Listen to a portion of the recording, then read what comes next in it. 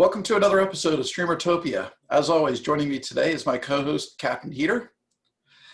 Heater, so back in 1989, I started playing this game called SimCity. It changed my life forever. And in, what was it, March 15th to, let's see, 2015, and I looked that up on Google. I don't actually know that. It's very specific. Yes, all right, right. So, but there was another game that came out. You know, there was other iterations of SimCity that came out. There was 2000, 3000. There were some really, really bad ones in between. But then came a game called Cities Skylines, and that was in 2015. So when that came out, you know, it changed everything for me. That was my game, and so I am really, really excited to have a Cities Skylines player today. One of the best in my opinion, and also it was my first follow and my first sub. So I'm really excited that this guy is joining us today. So, Heater, what do you have? So yeah, and I can relate with the City Skylines, and going all the way back to SimCity. I think that if you're a gamer, you played those games, whether or not you play City Skylines, wherever you do. But I think everybody played SimCity back in the day. And again, kind of like what you were saying, we do have our special guest today, Cazgem. His main thing is Cities in a Snap, which we do talk about in the interview. But it was another awesome interview. We got to know a little bit about his streaming history, some of the music he likes to play. If you don't know, he's a musician. So we talked a little bit about that. You'll see two parts of this interview. The first part is definitely getting to know him a little bit more. And then the second half, we kind of talk about Cities in a Snap a lot, a little bit more about City Skylines. We play our pirate or ninja game again. We have a special guest, so make sure you tune in for that. And we just hope that everybody enjoys the interview. Great. All right, let's get it started.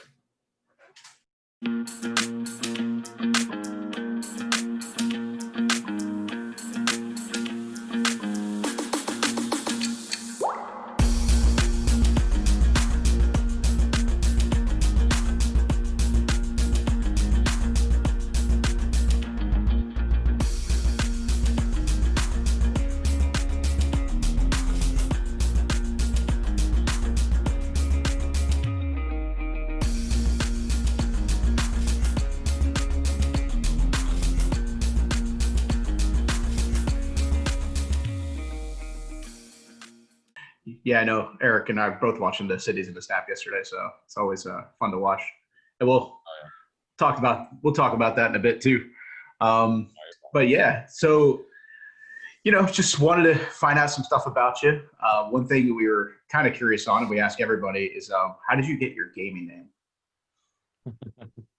My gaming name, it's kind of silly, but it's literally just me and my sister's name backwards put together.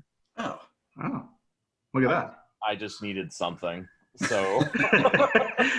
Right. Yeah, you try to get something that nobody else has, and try not to throw too many numbers in there, and right? Stuck since 2001. Oh, right. Wow. Yeah, I think I've had mine since 94, which is crazy. I started playing Team Fortress back in the day. Yeah, I used to think I was unique, but now 94, dear goodness. All right. Like, oh man, 2001, that's so long. And I was like, oh, clearly not. Like, sorry, man, I'm not trying to show you up or anything. Yeah, okay, hang on. I'm just going to go crawl back into my hole. I always get upset, though, when I go somewhere and I put in, because my handle is usually Heater, but whenever I can't get it, it's like, oh, man, now I got to add a number or something like that. I get very disappointed by that. I had to do that with YouTube for the longest time before they reclaimed a lot of old channel names. There was someone who had the Cazgem name on YouTube, but they literally had one name, not one name, right, video up, and it was just like a random little, like, it was like a ultrasound video of like their kid, I guess, from whenever they were not born yet. And it was like, it had literally no views, and it stayed that way for 6 years. And like literally no views, no anything. You're like, come on. Like, I even tracked, they didn't even log into that account since making that video. And so I'm just thinking, like, this is so annoying. But finally about a year ago they freed stuff up, and I was like, yes, snag. That's funny. Yeah, I've had yeah. some people text me about mine, like, "Hey, you interested in selling?" I'm like, "No, I love my name." Yeah. So. Or, yeah, people aren't interested in mine because it's just stupid. So. It's unique. It's unique. Yeah, exactly. Not stupid. Not stupid to you. Yeah. Yeah. Yeah. So what did you do before streaming? I finished my doctorate in music. Okay. I there's kind of a year there's kind of a new phenomenon that's been happening where you end up with kind of like a year gap, roughly, after you're done with your doctorate. And I was kind of falling into that a little bit. And then, I just got really bored out of my mind while applying for jobs in like late September. And then about a year and 2 weeks ago, nearly to the day, I turned on stream because I was just bored out of my skull. And 1 year later, I'm still here. Yeah. It's so crazy. I mean, that it just happens like that. Oh yeah, You know? always accidental. That's one of the reasons why I always tell people, yeah, if you're gonna start streaming, don't just go out and say I'm gonna go be a streamer, because dude, if it's gonna happen, it happens on accident. Right. Yeah. Right. Yeah. But it's Pretty funny, cool. everybody has a story. Every single Twitch streamer's got a story about why they got into it or how they got into it. It's they're all unique. They're all unique for sure. That's Oh, true. yeah. So yeah, are there any particular parts that you really enjoy about streaming? Any parts I particularly enjoy about streaming? I would say one of the best things is actually meeting like-minded people, because a lot of times you run across people in real life that might judge you one way or another because you're a little larger, or because you have longer hair than what a lot of people consider to be normal, things like that. And being with a bunch of like-minded people, playing a video game that you're passionate about, or making music on Twitch, which is something popular recently, any of that, it's just so great. And I fell into the Skylines community, and a lot of people they fall into their community, and I'm still really anchored into that Skylines community because it was just a nice place to call home whenever I didn't really have a home for a while. Right. And you were on Twitch for a while without a camera, if I remember correctly, right? 6 months. Oh, okay. And then there was the big reveal. Yeah, the accidental turning on the camera / 1,000 followers / 6 months. It was all one big show. That's a good show. Oh yeah, it definitely was. But then a week later, chat made me get a green screen. Oh. Yeah. It's an interesting background you picked. You should clear it up. Yeah. Chat decided that they had enough. Oh yeah. Yeah. That's funny. We had a recent interview, and the guy was like, green screens are so 2000 or whatever. It's like it's constantly changing. So I feel like it just depends on the situation. Like, honestly, were my office a little bit less cluttered and a little bit less optimized for my academic work and such, then would probably just leave no green screen, because I think it's fun to show a little bit of personality. Like, I don't mind showing that. I like showing off that, hey, back there, So you are like some of my recording equipment. You can see a bunch of my books. You can see one of my instruments over there. Like, I like seeing that stuff. I think it adds personality to any stream. Yeah. But Absolutely. obviously, a lot of people are just like, it must be clean and crisp and fit into a box. it sounds like Palpatine. That's Yeah, why. exactly. All hail the Senate and whatnot. Right. Right. Yeah, no, it's definitely. I just do mine on my patio outside with the city in the background. So, just Yeah, it's that's where I beautiful. always do my stream Hey, from. that's nice and totally my green screen. So it works. All right. Exactly. One thing I always like to know too, do you ever get up and like you're about to stream and you're just having one of those days, but you're like, man, this is not my day. I'm tired. I don't want to do this. But do you press on, or do you how do you go about those days? Because I know we all have them. I just don't know if you just keep doing it or what. So yes, that stuff does happen, but there's just kind of a big thing that you learn after a while, as with a lot of things in life, the hardest thing is getting started, whether you're writing a paper or turning on stream or driving to work. I mean, oftentimes, I mean, if you're like, oh, I just can't do work today, you hop in the car, you start driving, and then you're feeling it by the time you get there. You know, by the time you finish your 10-minute countdown of, hey, I'm streaming, you're ready to stream, et cetera, et cetera. The hardest thing is just hitting that button sometimes, but once you do it, at least for me, it's just, I'm in the moment. I'm ready to go. And obviously, barring any major issues that do come up occasionally, for the most part, I do feel like just turning it on sometimes is the hardest part. But after that, just ride it out. You get right into it. It'll be great. Yeah, that's awesome. So you always get right into it. And, well, I mean, it's something I'd imagine you love to do it. So, you know. Oh, yeah, I do love doing it. I'm a big proponent of always love what you do. Never do something that you don't love. And if you're going to do something you don't love, then you're not going to be happy. And it shows through. But I say, if you do what you love, you'll never have to work a day in your life, right? Yeah, exactly. And that's the way that I treat it. I mean, obviously, yeah, I would much prefer to be doing, you know, occasionally something else that specific day. But I mean, oftentimes you got to look at kind of the macro goals. And right now, my macro goals are I am happy. I am, you know, making others happy.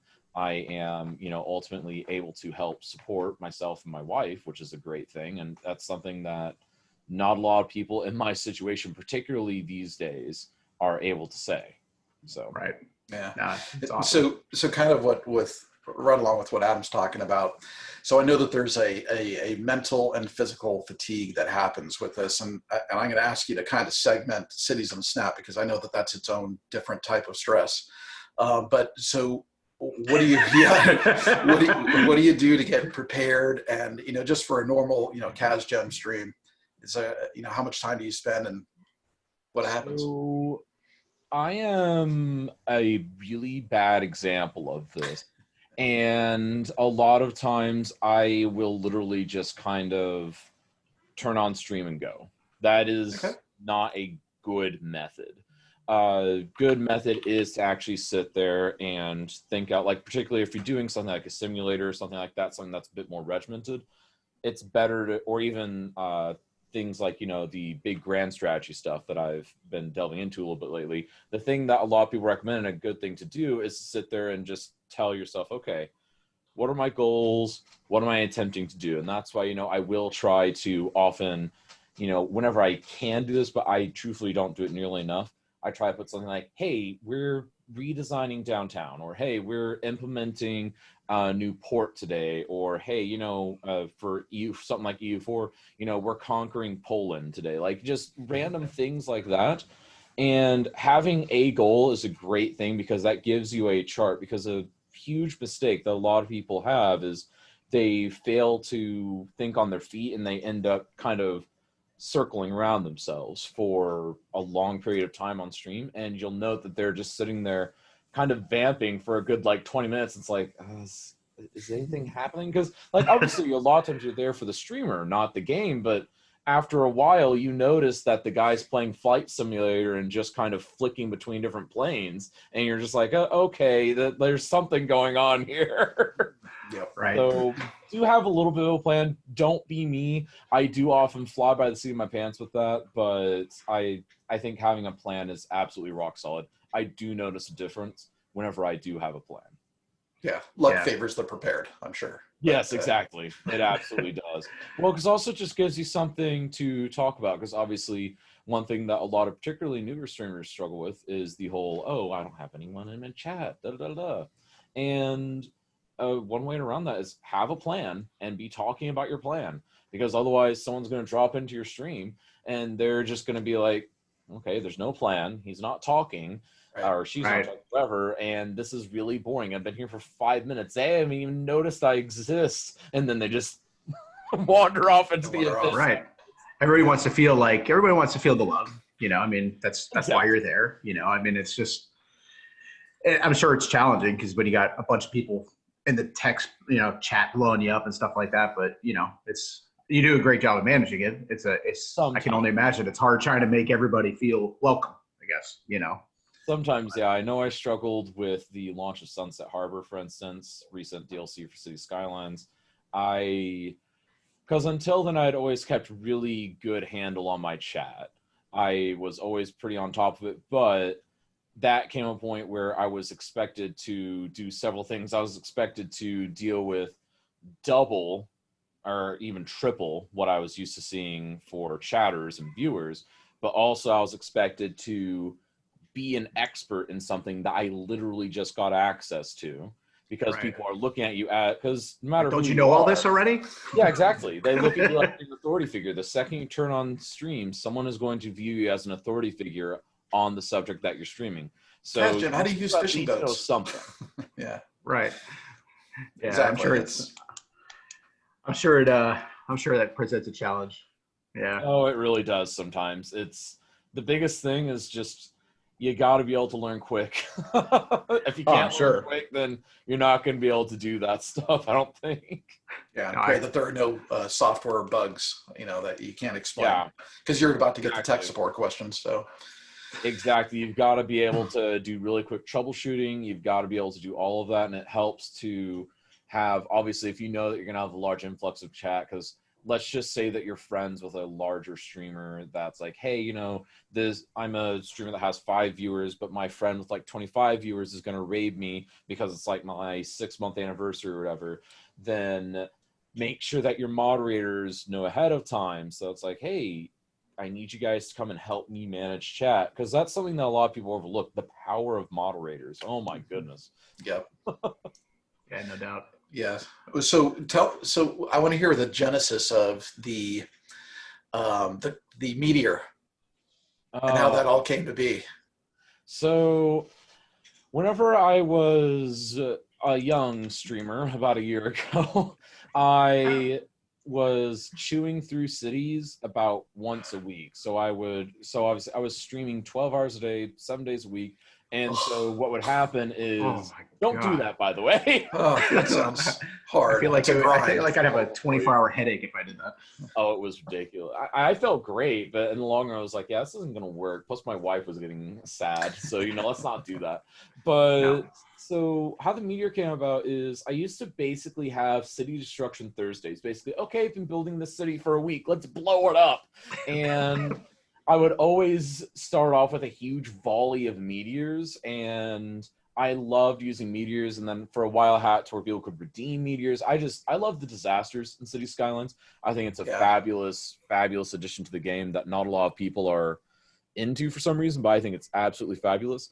And I think that of all things, I think the meteor became a thing mainly because I just got so happy every time I was destroying stuff, because it was just so much fun for me, because I love sitting there and just engineering good ways around disasters. So like, hey, I've drained all this destruction. It's really fun and cool.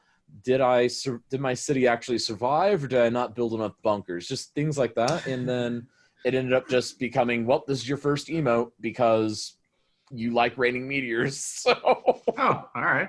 You ever do it and then go, oh man, I should have destroyed that. Like, I always have backups. That's another thing. Make sure backups all the time. Like, right. Oh, I didn't back that one up. Oh crap. Oh my goodness, I'm lucky I never ran into that. It's a lot of work to. Sometimes. It. Well, back then it wasn't really a lot of work. It was just I built giant grids as far as the eye could see, and I used to think that was good city planning. And yeah, I don't anymore. And it's a challenging game to learn at the beginning, as far as everything, the realism of it, building, for me, just getting on there and putting everything down, and it's definitely you got to have it really, I don't want to say perfect, but it's the infrastructure has to be pretty dang good and pretty close to the real thing. So, but it's definitely aspects, yes, that's something that I do love about that game, and which I think a lot of people are drawn to with it. Yep. Yeah, I agree. You ever have anything that would stick out in your mind as an embarrassing moment on a stream? Oh, embarrassing moments. It's just good that you got to think. Yeah, exactly. Yeah. Either he's thinking because he doesn't have any, or there's too many. Don't ask chat on that. Yeah, right. Honestly, they'll be listening to this. More funny ones is it's not even really that bad. It was more just the initial reveal of the camera, because then everyone saw this office, and it was worse at the time because I was in between projects. I was finishing up a major transcription job, so I had lots of scores lying around. It was 8 times worse than it is right now, and it was just like, oh my goodness, Kaz. And it was like, oh, Kaz's office. And then like people were suddenly like, veto the camera. Get a green screen for it by pushing for 1,000 followers, and they're like, nope, let's veto it. We need a green screen or something. So that was awesome. You're like, but this is me. Yeah, but it's me. And I would say another one that's probably tied with that is there was a moment where I just completely I kind of just lost it, and it was actually very directly related to that because I immediately just opened up a thing for, okay, well, I can't really afford a green screen, so here, we'll open up a little thing for a green screen, et cetera, et cetera. If you want to donate, you can, great. And I was just really overwhelmed, and it's not really super embarrassing, but it's just I feel like I got a little bit overwhelmed just emotionally because within just a few hours of turning on my camera, chat had already sponsored a green screen for me. Awesome. One of the nice pull-up Elgato green screens too. So they went above and beyond because they wanted to see the stream succeed and do well. And obviously the joke was also, dude, hide the office. But I was just so overwhelmed at the time that I felt a little embarrassed because oh, it's not even that big of a deal. But just I was so touched in the moment. It's really cool of a community to do something like that. I mean, people just, it's the gaming community, people just, they all relate, And that Cities Skylines community it's a pretty special community. It's a pretty tight knit group I'm seeing. Oh yeah, it's really tight. I had no idea when I started. Yeah, I've seen it. So what we're going to do here is we're going to ask you for your top 3 all-time games here. And, I think Adam was saying the other time, it's like it would take me about 6 months to come up with it. But, just what do you think your top 3 games have been? Of all time. Of all time. You can go back. You can go. Right. You can't go forward. Yeah. Cities Skylines 2 is not out yet. Or So I actually think one of the all-time first one in that slot for me is going to be World of Warcraft because it's had so much impact on my life. I've met so many wonderful people. Some of my best friends I met on that game. I've spent so many hours on that game. I'm always slightly scared to type /played in the game because it's absolutely ridiculous the amount of hours I have. And there people think I'm a cities nut. They have no idea on some of these other games. And I just love the fact that I can get lost in the world. Anything that I can get lost in is absolutely phenomenal. And I think number 2 for me is, I would have to say Halo Reach. Wow.